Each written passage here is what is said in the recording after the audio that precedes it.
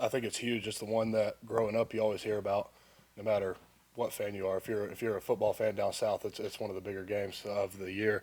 So, and all through recruiting, you hear about it here. So it's something we pride ourselves on and take really seriously. Tate, what have you seen from Carson this week, just as he gets ready to go back, play in his hometown, play in this game? What sort of stands out to you from his preparation this week? He's been a little bit more energetic at practice. I think he's really looking forward to this game, getting to go back to his hometown and play. I know this is a big game for him, so I'm excited to see what he can do. Yeah, Tate obviously got a bunch of guys rotating in at right tackle with you. What goes through your mind when you got kind of three different guys that you're practicing with through the week, and I guess go into how each of those guys are maybe a little bit different next to you? I think I'd say I try to keep away from thinking about it as much because I feel like if I start thinking about it, that's when I'm gonna start playing differently and stuff like that. But it's definitely different playing next to all three guys. Like I've said before, Mims is a freak.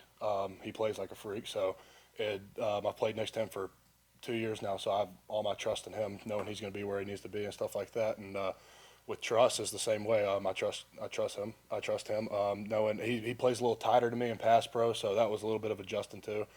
Mims usually is farther away when we're passing off twist, but he can be because he has freakishly long arms. And just knowing trust is always going to be closer to me. And with Monroe, it's more trying to help him out, to help him find his way because against Vandy it was his first time playing like meaningful snaps in a game. So him getting in there is kind of just telling him to just play ball, play your game. So trying to help him out and knowing that I'm going to help him in every way I can when we're out there. Kind of along those lines, you guys are playing really, really well as a unit. Have been, to this point of the season overall. Is chemistry? Is there a danger in bringing guys back and moving guys around when you've been playing so well as a unit? I think to a certain extent there is. Just always when you're playing next to a new guy, it's going to change some things. But I think we've done a really good job of kind of morphing together as one, no matter where people are, and kind of just getting used to that in practice, playing next to different people in practice. Kirby was saying that Damon Wilson earned some reps against Vanderbilt because of the way that he was playing on scout team. Mm-hmm. What did you see from Damon on scout team? He goes out there every day and gives 110%. He's flying around, never taking a play off, even though sometimes we may look at him and be like, okay, let's calm down on this play. But he's never calm. He's always going 100%. So I have a lot of respect for him and the way he's worked. Just to follow up, how much have you seen him improve over the year? A lot, and I think I can say the same for all those guys. You see them come in, maybe not great against combos, and then you go out there one day and you have a combo blocking against one of them, and it's like, okay, they're starting to learn how to stop this a little bit. So with Damon, I think it's kind of learning the game and knowing how he can beat certain people and using his ability, which I think is his biggest part is speed, to his advantage. We talked to Sed the other day about his fumble recovery, the run against Vanderbilt. What was your perspective on that play and just the play that Sed made to kind of recover I in was that moment? extremely confused at first. I didn't really know what was I didn't really know what was happening.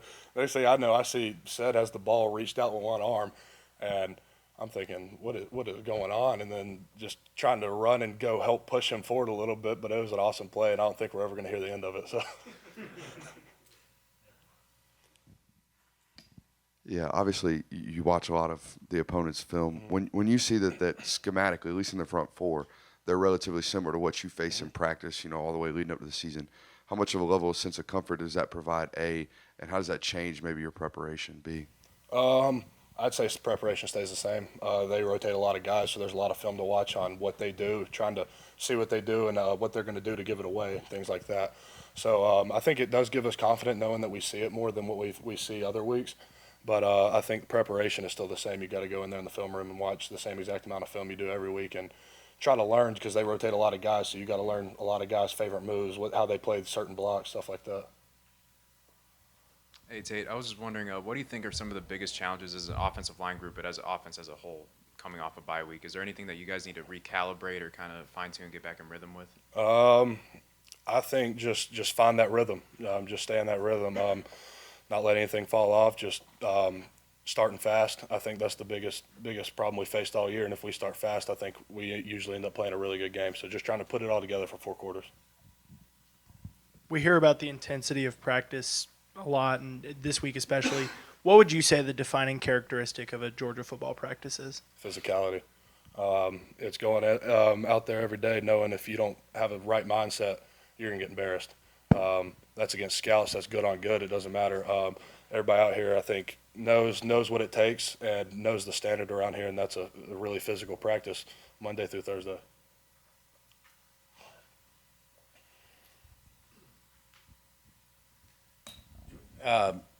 This is an unusual game when it comes to recruiting. The home team, I understand, gets to not really host recruits, but gets to give them tickets. Georgia's the visiting team this year. But did you get to go to the Georgia-Florida game as a recruit? Do you remember that? And where does it fall in like a recruiting mentality? Is it even a factor that they play down there every year? I think I'm big on traditions. So personally, I think it's really cool. I love the tradition of playing in Jacksonville and the 50-50 stands. I think it's a great atmosphere. But during recruiting, I never got a chance to go down there. It was just a far way to go after playing a game on Friday. So I never got to go down there, but I think it would have been awesome to get to. And non-football related question, is podcasting and content creation something you want to do as your football career continues? I've definitely thought about it. I've started to really enjoy doing the podcast with Zelo and Goody. So it's definitely something I've come to really like and enjoy. So it's definitely something I would want to look into.